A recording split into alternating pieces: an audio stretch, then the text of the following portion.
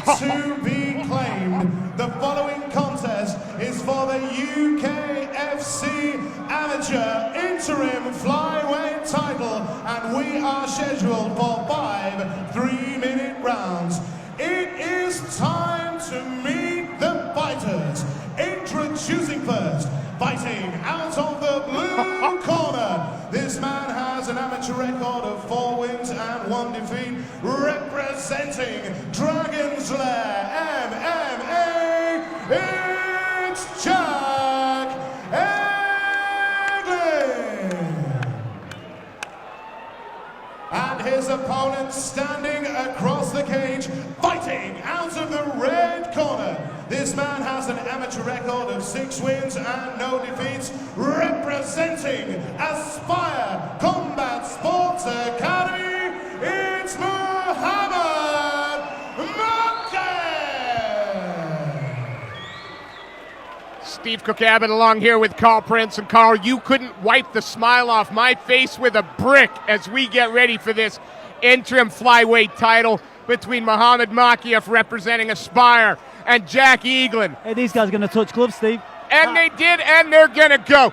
These are 2 of the best flyweights in the country. See Jack Eglin really low in his base, looking to hurt Muhammad Mokaev. South, he's really sunk into the canvas with a low base, looking to stop that shot, which is very unfortunate, not doing. Expose his back real quick there. But this is what they have to train work with for. Mokaev with that left leg, just really extending his base, but nice hips in. And a nice Dagestan Airlines, thank you very much. You know, and this kid, and that's what he is still, a kid, 17, not 18 yet. Nice work with Eglin though, just sagging, perhaps holding the cage there a little bit, but dropping his weight down. It's only cheating if you get caught or you lose a point. And, you know, he knew he would have to deal with this in the first round. Belly to back suplex, gets his hooks in. Mokaev is a grappling machine. Relentless here, Mokaev here, so really pouring it all over him. However, Eglin's last fight at BCMMA, Lee Mitchell, a very similar stylistic fighter to Mokaev, likes to grind. Now, Eglin didn't win that fight, but rest assured, he learned a lot from that. He knew he was going to be on his back at some point in this round. Let's see if he stays calm and stays composed. It's a nice head position by Mokaev, though. I'd just like to see him move to his left, perhaps keep his head on the fence a little bit. Eglin's going to look to perhaps detach here and stand up, but again, he's actually reinforced his guard. He might obviously understanding that a wrestler is going to probably get him down at one point of the 5 rounds. So absolutely, I'm sure his guard work has been drilled and drilled and drilled. And then, you know, there's going to be a little bit of confusion. This is for the interim flyweight, even though it's a catch weight. These guys took the fight on last minute, and it's really simple. UK Fighting Championships wanted to reward them. This is a #1 contenders fight, though, for John James. I think UK Fighting Championship would be flattered to have either of these competitors with the belt around the waist. You kidding me? And Why I'm sure not? John Jones would be very unflattered by that. So hey. I'm sure he'll have something to say about that after this contest. But good posture adopted by Mokaev. A little bit of talking to each other there, I think. But Mokaev's got, I mean... Yeah, well, you see, what Eglin's doing is doing a good job of controlling with the necktie here. And Mokaev's looking to circle, but it looks like Eglin's quite strong in frames, you see, and Mokaev respecting that. Now he's got his hips up a little bit. He's going to look to stand up here if he can get his right hand down to post. Mokaev savvy to that, grabs the inside bicep control, looks to collapse him where he has no base, and then passing to deep side. His weight is a bit forward here. Mokaev is a little bit in trouble of the mid-range submissions like a triangle or an arm bar, and you see that Eglin's savvy to that, setting that up. You'd like to see Mokaev just go to his left a little bit, perhaps move and create the angle, keep Eglin's head in the fence. And the fans can boo all they want, but Muhammad Mokaev, he's going to come with what brought him to the dance, and that's his wrestling. I'm sure between camps he's developing his striking. Yeah, but when you have a bread and butter and then such an advantage over somebody, of course you're going to go back to that. And you know what? I don't blame him. Eglin came out with horrible intentions, sat down on his punches, wanted to put his hands all over Mokaev and really hurt him. So if I were Mokaev, I don't know that I wouldn't have done exactly the same thing. Belly to back suplex, put my hips underneath him, lift, and really look to bully him from around the cage. Well, in the corner now you've got Dean Garnett speaking with Muhammad Mokaev. Aspire becoming like the UK's version of Alpha Male. All young coaches, all small weight class. Amazing. You're not the first person to say that, and I don't think you'll be the last. And you know they've also got a great camp coming through there with good instruction, and they're churning out not just good fighters, but a lot of them. And of course, in the corner of Eglin, you got UFC middleweight Brad Scott, who ain't afraid of a brawl, ain't afraid of a fight. So you can rest assured he was telling him we expected this. Water trickles downhill, Steve. We were expecting this. Look at Eglin's base, so I'm a real big fan of this. He understands that he's going to have to sprawl a little bit, and when he hits Mokaev, he's going to have to hit him hard. He's really finding it. He's got 5 rounds to land one punch. That is his game plan. And Mokaev has 12 more minutes to clinch, control, and pressure. Yeah, or maybe look to emanate his own strikes. Nice right hand. Hurt him with a jab there. Yeah.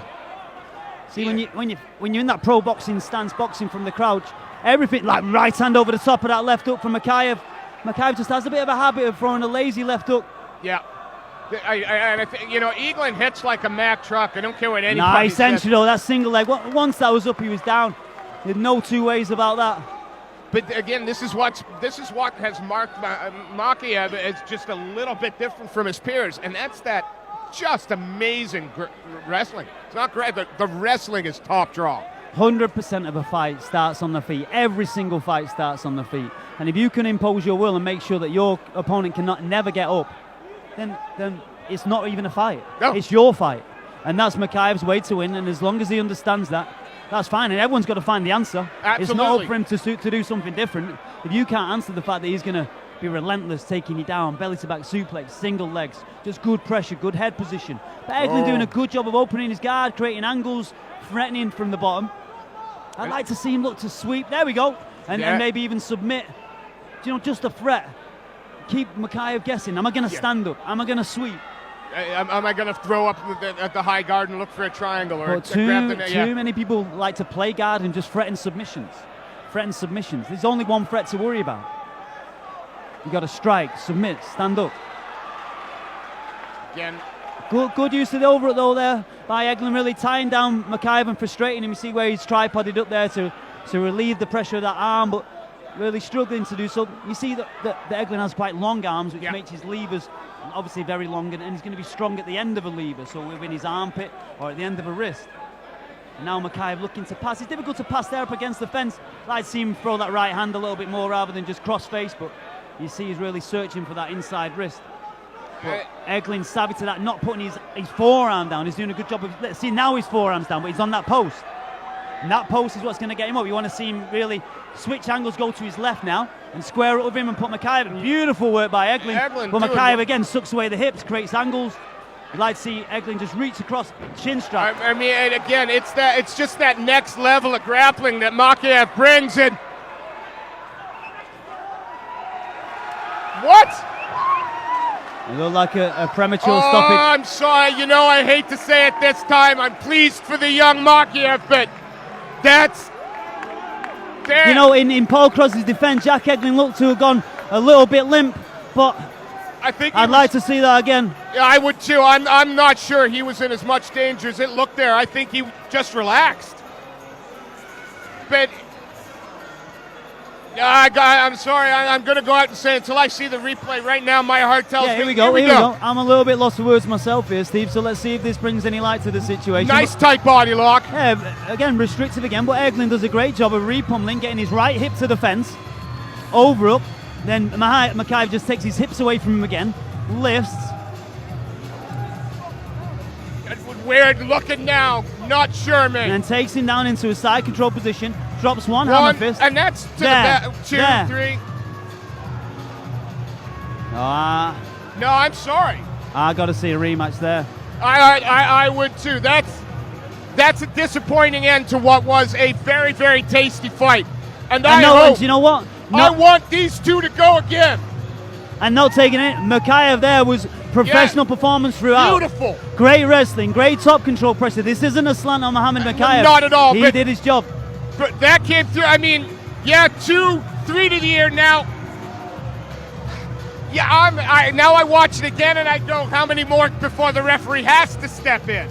He looked like he did go a little bit limp on the first watch. I just don't know. So what I'm going to do is rescind what I've just said and give all credit to the referee because he's the guy keeping the Dragon's him Lair safe. team have come in visibly animated and upset with the stoppage, but again, that's, you know, if a referee makes what people consider to be a mistake while keeping a fighter safe, I gotta say it, I'd much rather him make the mistake than... Yeah, is it a mistake under those parameters? That's the question. But, no, I'm listen, Muhammad Mokaev, for all 6 minutes of that fight, was world level with his wrestling, his use of his overhooks, underhooks, fantastic. Eglin's going to be disappointed, but nothing to hang your head down there. He wants his hat. Our fighters in the cage this evening. And so we have a winner, 2 minutes and 25 seconds into round number 2. Your winner by TKO, and now UKFC Amateur Flyweight Champion in the red corner, Muhammad Mokaev. Muhammad Mokaev not only takes home the UK Fighting Championship, it's his first bout on the new coaches and instruction at Aspire, adding new hardware to their gym. Jack Eglin will come again. Will come again. Absolutely he will.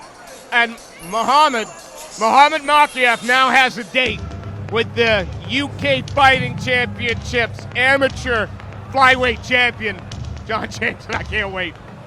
We've got two characters there, they're going to go at it. I think we're going to go to some words with Muhammad Mokaev in the cage right now, Steve. Beautiful.